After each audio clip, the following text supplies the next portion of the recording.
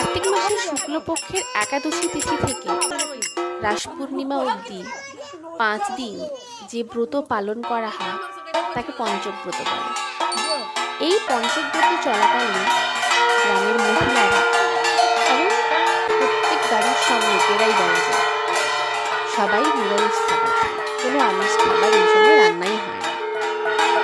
এই সময় সকালবেলা গ্রামের বধূরা পুকুর ধারে বা নদীর ধারে এসে জড়ো হন এবং সেখানে একটি তুলসী মঞ্চ তৈরি করা হয়।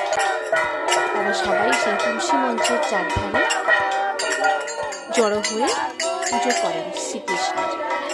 সেই তুলসী মঞ্চের গোড়ায় কয়েকটা মাটির গোল গোল করে ওর ওপরে সুপুরি ও হরিতকি রেখে সিঁদুর চন্দন দিয়ে সেই তুলসী গাছকে পুজো করেন।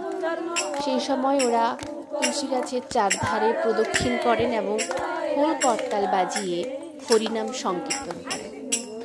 এই ব্রতের উদ্দেশ্য হলো এই হরিনাম সংকীর্তনের মাধ্যমে এবং কৃষ্ণ কথা শ্রবণের মাধ্যমে, মন্ত্রপাঠের মাধ্যমে শ্রীকৃষ্ণকে খুশি করানো হয়, যাতে সবাই সুখে শান্তিতে বাস করতে পারেন এবং সমস্ত পাপ থেকে মুক্ত হতে পারেন। এই হচ্ছে এই ব্রতের উদ্দেশ্য।